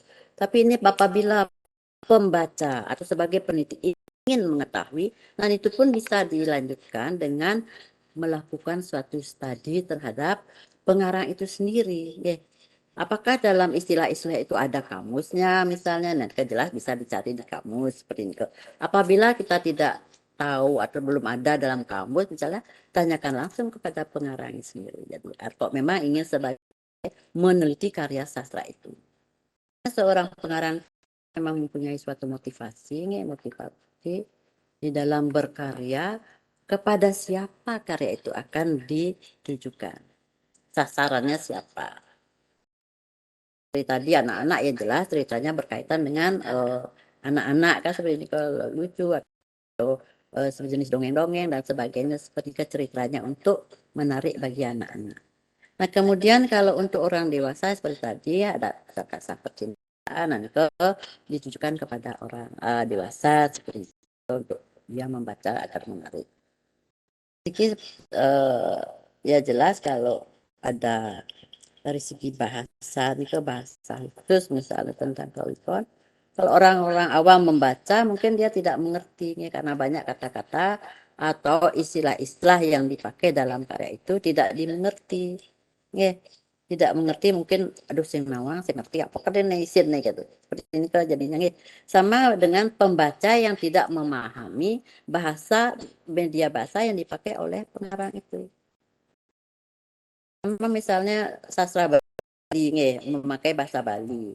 Tapi yang membaca misalnya orang Jawa yang tidak tahu bahasa Bali ataupun orang Bali tapi tidak paham, tidak ngerti bahasa Bali, tentu saja dia juga bingung. Ah, maksudnya ini ya saya tidak ngerti. Seperti ini kan cari kamus juga susah kan, kamus mungkin lama. Nah, ini ke seperti itu jadinya nih. Makanya seperti saya katakan, kemungkinan pengarang di dalam menciptakan karya sastra itu, seorang pengarang di dalam menciptakan karya, nah tentu ada sasaran. Seperti ini ke. Betul seperti Santika tadi katakan, apakah ini macam untuk para wiku saja seperti itu, bisa jadi seperti itu. Walaupun kalau dia menciptakan sesuai dengan apa yang dia pahami, apa yang dia miliki pengetahuan, apa yang dia miliki mungkin tentang bahasa itu yang dia sampaikan. Nah sekarang terserah pembaca, gitu. Pembaca mana yang mau memahami itu. Seperti ini kan Santika bisa. Hingga Ibu matur suksema dadosnya sapunika sampun. Terkadang karya sastra yang memiliki bahasa yang agak sulit khas seperti kekawikon itu di dalam aktivitas mesanti itu menjadi klaster nomor 2 gitu Ibu. Artinya yang gampang-gampang itu yang diambil, artinya yang secara umum misalnya tabu-tabu secara umum lah itu yang menjadi klaster pertama. Nah aktivitas ini dah sering ditemuin di pesantian-pesantian itu Ibu bahwa yang khas seperti itu bahasa kawikon, bahasa anu pasti dia di klaster nomor 2 itu karena tukang artosnya itu akan terkendala juga Ibu di ketika Nika dalam hal ini kan tentu pengarang pasti dia punya motivasi tertentu apa yang beliau miliki, ingin beliau menyampaikan ke halayak ramai misalnya ke pembaca dan sebagainya Nika, sehingga pembaca Nika kan dia memilih-milih jadi oh ini bisa ada aja oh ini baca kan kita seperti ini kan jadi seperti kata Santika bilang dalam pesantian oh ini kok ya wah saja bahasanya saya ngerti apalagi pesantian ke harus mengartikan kan kita nah seperti ini kan menyulitkan bagi mereka terutama misalnya tidak ada kamus seperti ini ke tidak ada dari tidak ada yang paham terhadap bahasa nih ke nah nih lah perlu dipelajari ya kalau kita ingin memang tertarik dengan masalah itu ingin kita mengungkapkan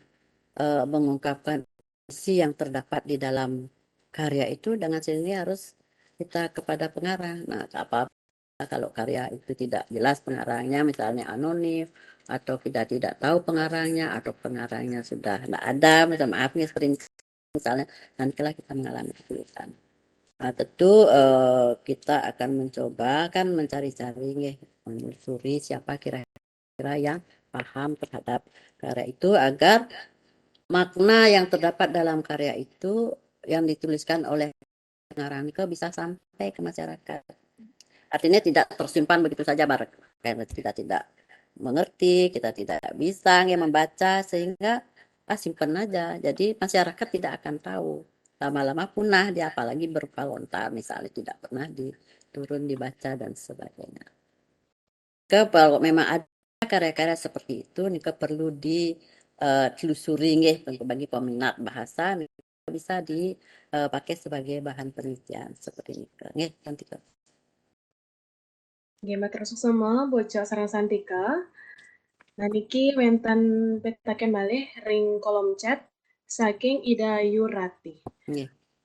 Om Swastiastu, Titiang Ida Yurati izin bertanya jika sebuah karya sastra sudah ditulis oleh pengarang, namun sedikit peminatnya untuk membaca karya sastra tersebut, bagaimana cara kita agar karya sastra itu bisa menarik para pembaca untuk membaca karya tersebut? Ibu jawab langsung dari Mira pertanyaannya juga bagus bagaimana sebuah karya sastra yang sudah diterbitkan tetapi peminatnya sedikit bagaimana caranya? Nah karena karya sastra ini sudah lahir karya sastra ini kan ada yang populer atau di masyarakat berarti banyak peminatnya bom lah banyak ternyata terjual banyak pembaca banyak dan sebagainya. Memang ada beberapa karya sastra yang memang biasanya kurang diminati oleh pembaca. Nah, ini pun seperti Ibu katakan tadi, seorang pengarang harus mempunyai trik nih, trik bagaimana caranya agar karya sastra yang diciptakan itu bisa berterima di masyarakat. Artinya bisa diterima di masyarakat sehingga banyak peminat, banyak pembaca ingin membaca. Jadi isi ceritanya harus menarik, harus up to date seperti ini lah caranya seperti itu. Jadi dengan melihat bahwa hasil karyanya tidak diminati, tidak banyak diminati, walaupun ada yang membaca tapi tidak banyak diminati. Kan itu merupakan pembelajaran bagi pengarang sendiri. Oh, kenapa karya sastra saya misalnya tidak banyak dibaca? Apa kira-kira yang menyebabkan? Kan pasti pengarang pasti dia melihat nih situasi dan kondisi dari hasil karya yang dihasilkan. Mungkin saya kekurangan, maka beliau juga seorang pengarang kan nggak perlu memiliki bekal seperti tadi kan dari sudut pengarangan. Akan menarik bagaimana, apakah harus masalahnya up to date, apa yang digemari oleh masyarakat saat ini. Nah, seperti ini kan merupakan suatu salah cara bagi pengarang untuk menarik minat pembaca. Seperti ini ada Yumira. Bisa diterima? Atau masih ada lagi pertanyaan? Bisa Ibu, suksema. Yes, semua. Yesus nama bocok sarang idayorate. Nah niki santukan sampun galah ya niki wenten pitaken malih siki mantan saking Muhammad Rafli Ramadana. Nggih, izin bertanya bagaimana cara kita memahami karya sastra terlebih lagi puisi, di mana di dalam puisi tersebut terdapat unsur kontemplasi atau unsur tersebut wajib ada di karya puisi atau hanya opsional saja. Ini ki wonten ring kolom chat Ibu. Terima kasih atas pertanyaannya nih Muhammad Rafli Ramadana. Menanyakan bahwa bagaimana sebuah karya sastra terlebih lagi puisi, di dalam puisi terdapat unsur kontemplasi, apakah unsur tersebut wajib ada di karya puisi atau hanya opsional saja. Nah, kita melihat puisi itu dalam karya puisi ada puisi tradisional, kan ada puisi modern kalau kita di sastra Bali. Kalau di sastra Indonesia ya cukup puisi Indonesia seperti itu. Nah, kalau kita lihat di sastra Bali, khususnya di Bali, itu ada karya sastra tradisional, ada karya sastra puisi modern. Nah, dalam karya sastra tradisional itu ada pakem-pakemnya, ada konvensi-konvensinya seperti itu. Di dalam puisi tradisional itu ada istilah yang diberikan oleh Bapak Bagus Granopo, ada paletan tembang, ada paletan penampen seperti itu. Tembang yang dilakukan seperti tadi, contohnya geburitan seperti itu. Kemudian ada yang penampen, ya ada sampiran isi seperti itu yang tradisional. Nah, kemudian yang modern seperti apa? Kita melihat karya sastra modern yang lebih ditekankan pada adanya unsur-unsur tertentunya, ada kriteria-kriteria sebuah karya sastra itu dinyatakan puisi modern. Seperti tadi, apakah kontemplasi ini wajib tersebut ada. Nah, tergantung kita si pengarang itu sendiri dalam menyampaikan puisinya, unsur apa yang ingin ditonjolkan dalam karya sastra itu. Kita sebagai pembaca atau sebagai peneliti, kita melihat unsur-unsur tersebut di dalam puisi. Nah, apa saja sebenarnya unsur dari puisi tersebut? Nah, kan ada persamaan bunyi, kan cara kasarnya seperti itu, ada persamaan bunyi, ada ada irama, ada rima dan sebagainya, ada adjustment dan sebagainya. Nah, yang mana itu? Apakah tanpa kontemplasi sebuah itu tidak disebut puisi? Nah, kalau menurut Ibu sih, puisi ini sebenarnya bebas ya, karangan terikat yang bentuknya aturan. Tapi aturan misalnya kontemplasi itu tidak harus ada seperti itu. Karena di sini ada kebebasan juga dari seorang pengarang, tidak harus betul-betul konsisten terhadap karya itu. Karena Ibu lihat bahwa seorang pengarang apapun yang muncul dalam pikirannya itu yang langsung ditulis nih. Tulis misalnya puisi modern terutama dari segi susunan kalimat. Dari segi susunan kalimat juga tidak terlalu dipusingkan, dipikirkan apa bolak-balik kalimatnya. Dari segi struktur kalimat tergantungnya bebas ya dalam ini ke puisi modern seperti ini. Ada juga puisi yang berbentuk bentuknya apa namanya penyajiannya prosa, tapi dalam menyajikan ke berpuisi ada tekanan-tekanan seperti itu. Jadi kita membaca puisi seperti membaca prosa. Tapi dalam penyajiannya, dalam pengucapan ada tekanan-tekanan di mana ada intonasi-intonasi di dalamnya sehingga dia berirama dalam membaca seperti itu. Jadi dalam karya sastra itu tidak, menurut Ibu sendiri sih tidak, tapi adanya harus seperti itu, seperti itu sehingga bisa ada unsur-unsur yang mungkin tidak terdapat di dalam karya itu.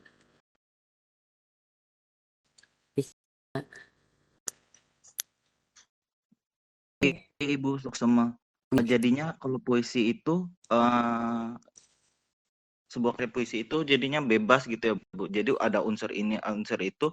Sebenarnya itu opsional dari si pengarang. Jadinya kalau ada lebih bagus, kalau enggak juga tidak apa-apa gitu ya Bu. Ya. Oh, Jadinya gitu. pengarang kan dia seperti tadi Ibu katakan, seorang pengarang dia ingin menciptakan sebuah puisi. Maka pengarang itu harus membekali diri dengan pengetahuan puisi itu nih. Misalnya puisi modern, seorang pengarang ingin menciptakan puisi, maka dia itu sendiri harus membekali diri dengan pemahaman terhadap karya puisi itu seperti apa, kriteria puisi itu seperti apa. Dia pasti tahu dulu, ya artinya sebaiknya dia memahami dulu konsep atau kriteria sebuah puisi modern. Nah, di dalam pada saat dia menciptakan itu ada suatu kebebasan, tidak harus mengikuti semua semua kriteria yang ada di dalam puisi. Paling tidak dia paham dulu. Nah, kemudian dalam menciptakan karya sastra itu terserah dia nih. Misalnya ada salah satu unsur dia tidak penuhi seperti itu. Bisa ya?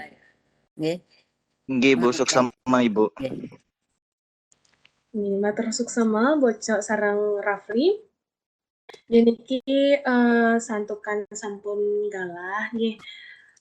Nah niki kadya sapunika indek materi sane sampun disampaikan oleh Bu Cok dan dapat yang simpulkan ya bahwa pengarang karya sastra dan pembaca tidak bisa terlepas dari sistem bahasa, sistem sastra, dan sistem budaya tersebut. Jadi mana dalam sistem bahasa juga termasuk aksara di dalamnya. Dan ketika sistem ini pada saat pengarang menyusun karya sastra maupun pembaca berada dalam kondisi yang tarik-menarik atau hubungan timbal balik. Dan jika menjadi pengarang harus berbekal pengetahuan. Mana bekal pengetahuannya itu terdapat bahasa termasuk aksara di dalamnya, sastra, sosial budaya, dan teknik mengarang. Nah, jika karya sastra itu merupakan ciptaan seorang pengarang, di mana di dalamnya juga terkandung bahasa, sastra, faktor sosial atau sosial budaya, dan struktur dan isi. Serta pembaca atau peneliti, terdapat pembaca awam atau pembaca yang sebagai peneliti, di mana pembaca atau peneliti ini juga harus membekalkan diri agar bisa meneliti karya sastra dengan baik. Nah, agar kita bisa menjadi pengarang atau agar kita bisa menjadi peneliti dengan baik, maka kita harus membekalkan diri dengan sistem bahasa, sistem sastra, dan sistem budaya. Matur suksema, Bu Cok, matur suksema dosen-dosen sareng sami. Matur semua bocah Bugong Es. Ya, suksema Pak Sulibro, suksema sarang sami, suksema Rogi. Panitia juga nggih sarang sami. Pamila Tarpana Sastra sareng sami miwah panitia Tarpana Sastra sane Tarpana Sastra niki kelaksanayang oleh mahasiswa sastra Bali nggih sane sampun ngelaksanayang acara sekadi mangkin.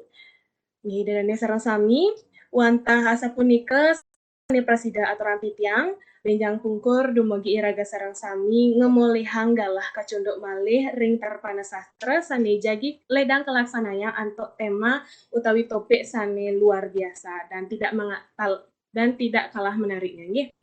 Telali titiang aturang ngrena sinampura yening wenten atur titiang sane nenten manut ring arsem yang taler matur suksema ring narawakya buco pemila tarpana sastra miwa semeton mahasabah sareng sami sani sampun ledang ngelaksanayang acara sani membuat bisa niki. Nggih pinaka wasananing atur upetati tiang antuk karema santi. Om Santi Santi Santi Om.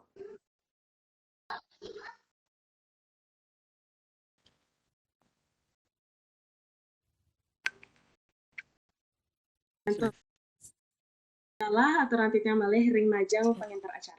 Suksema. Suksema aturan titiang ring pengenter widya tula sane sampun ngenter acara widya tula ring rahinane mangkin. Dane sareng sami.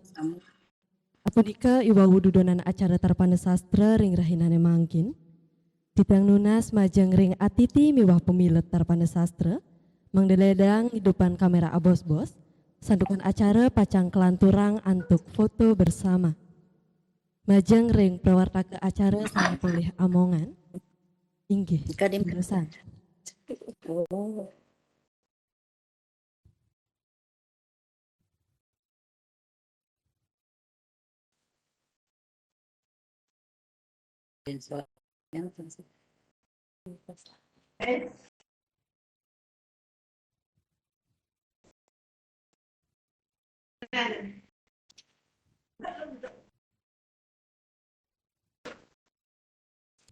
Betul ini.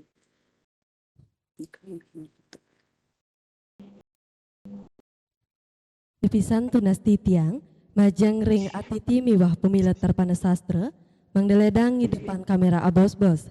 Sandukan acara pacang kelanturan antuk foto bersama.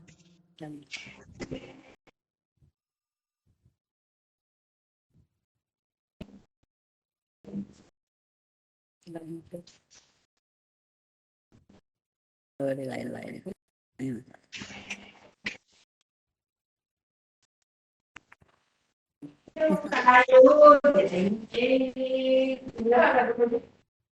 Siapa yang berada?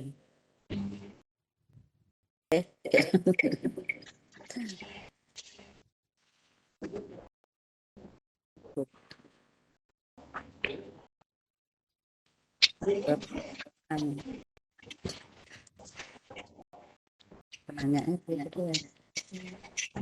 Dari apa ya? Juga. Belakang. Ya.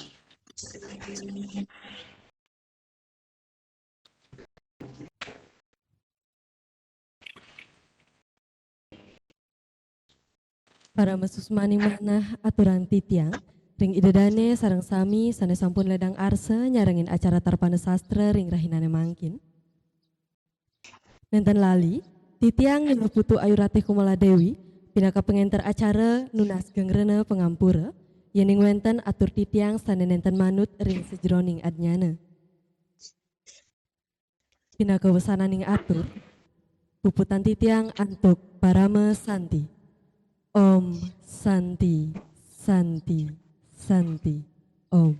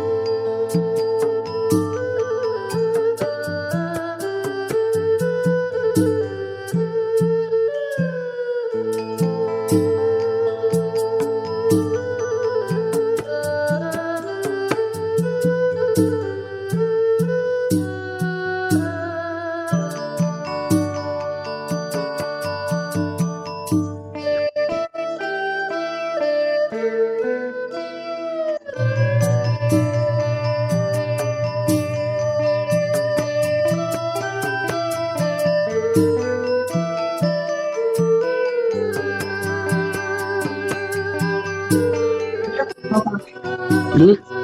Pasti.